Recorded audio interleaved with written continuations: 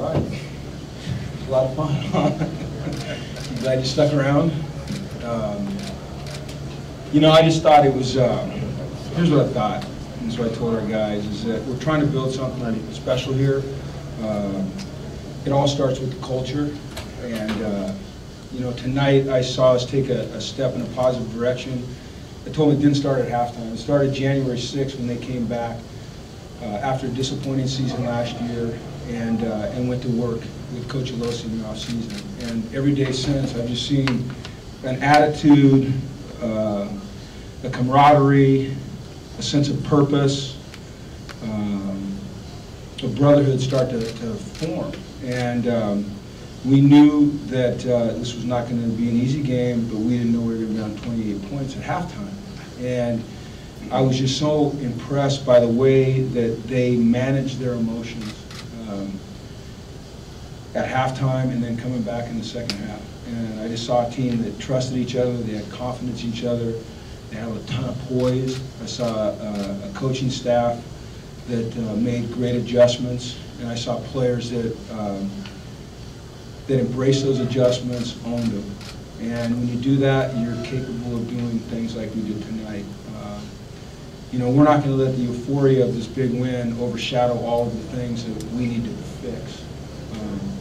We have to be able to run the ball better than we did tonight. I thought we'd be able to run it better. We didn't run it well enough. We have to be able to stop the run. I thought we'd be able to stop the run better, but they got 2 for 133 yards in the first half out the gate, and that can't happen. So while we're excited about the win, we realize there's a lot of things that we have to improve on. So we're going to celebrate the win here for a little bit, and then we're going to watch the film. We're going to critique it hard. We're going to find ways to get better. We've got a short week, so we've got to get over this one and on to the next one quickly. But I'm really proud of those guys. I told them at halftime, I said, let's not look at the scoreboard. Let's just play football, one play at a time. And they did that, and it worked out. So we'll take it. Yes, Coach. all right. What's up?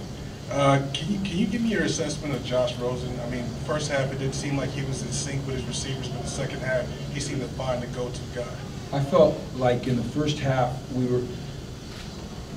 I didn't think as a team we were in an aggressive mindset, which was really surprising to me because we practiced and demonstrated an aggressive mindset. And I don't mean in terms of play calling or trying to throw it down the field. I just felt like we were maybe just a little bit hesitant on both sides of the ball for some reason.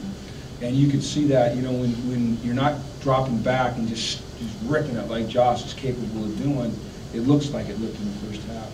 You know, in the second half, we just played a little bit more, you know, on our toes, leaning into it. And you know, I think nowhere was it more evident than in Josh's play. You know, he just was ripping it. And he started to find Caleb. You know, Caleb is a sure-handed guy, and he was making plays with the middle. And as he made plays, his confidence grew, and our confidence grew, and it was nice to see.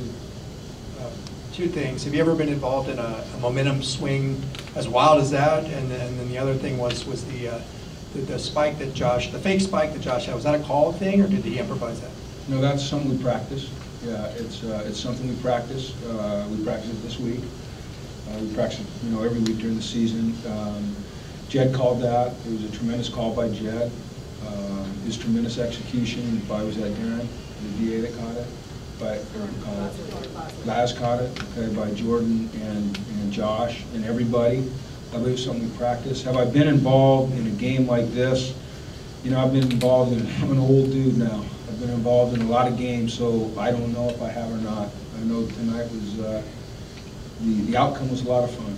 And it was fun to watch my team, our team, this team, that team grow up throughout that game. Jim, as the third quarter went on, was there a series, or was it making them kick field goals up 2 times, or was anything in there that kind of gave you hope and gave the team hope that there was going to be something at the end of all this? Yeah, we started to bow up on defense. You know, we didn't practice, in the last 2 weeks, we haven't practiced one single snap of what we would call our base defense, which is 4 down, 3 linebackers, 4 DBs, because they're a 3 and 4 wide receiver team. But, you know, to his credit, LeKinney was ready to go. So at halftime, we put our base defense back in. Without a single snap of practice in base defense, LeKinney went in there and did a heck of a job.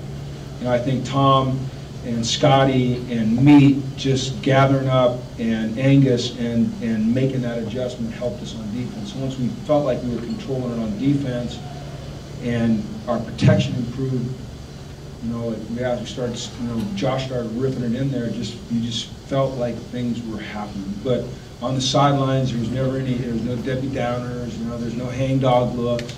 There was a great energy, and they believed in each other.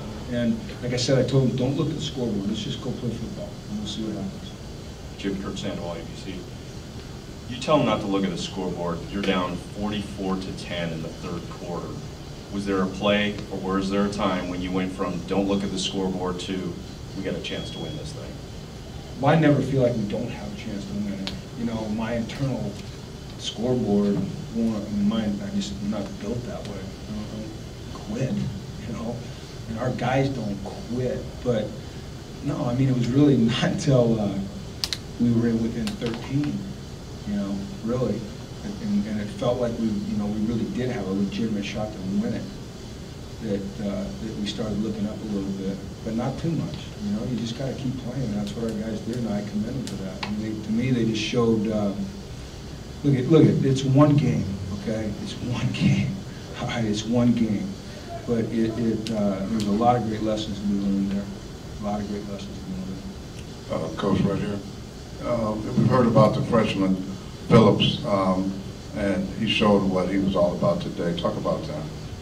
What was most impressive to me about both Jalen and Darnay, who were the two freshmen that started for us on defense and played the entire game, well, Jalen got subbed out, was not necessarily, you know, I can't gauge their performance. I mean, I know Jalen, he got beat to the edge once or twice, and Darnay had the 15-yarder. I don't know what happened over there, but it was their demeanor during the game and their composure and their maturity. You don't see freshmen react the way they did very often in a big game atmosphere like that when you're way down, you know. And to me, that was the most impressive thing about those two guys. But we've seen it every day in practice. But I didn't know how they reacted in the game, and I was pleased with that. Coach, do you think Josh Rosen spent too much time on his back on the floor? Do I what?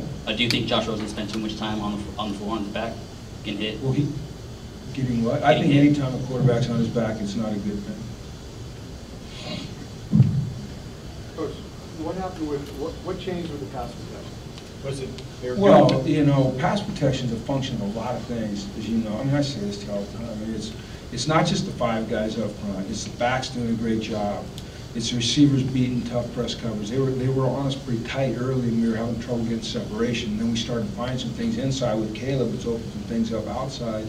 And it's Josh getting rid of it, you know. So it was just, we started to mesh, you know, the line and the back started to mesh. Caleb started to get open over the middle, which opened things up outside. We started to get open outside. Josh found a rhythm, you know. And sometimes when you get people a little bit on their heels, you know, you can find that rhythm that you're looking for. So, you know, you got to remember this was that first half, and I'm not excusing anything. That first half was our first half running this new offense, you know, and in a game against a team that's pretty darn good. That's a good football team. They're big, they're physical, they're an SEC team. They're gonna, you know, they're gonna compete for the championship in their division, I think. And you know, but we found our legs and we got going. Jim, can you just talk more about Josh, just the resolve that he had in that second half, especially after getting hit so much in the first half? Hits don't bother Josh. I mean, ever since he's been here, he's got there's no fear in him. You know, he's not afraid. He doesn't quiff. He doesn't blink when he's hit. He understands that as a quarterback, you're going to take some hits. You know, he's a tough young man. You see his body now. He's physical. He's big. He's strong. He's never a guy that's gonna complain when he's getting hit. You know. I don't remember what your question was. Talk about Josh? Yeah, just the resolve that he had. Well, I mean, we've seen it. You know, I think a lot of the progress that Josh has made on and off the field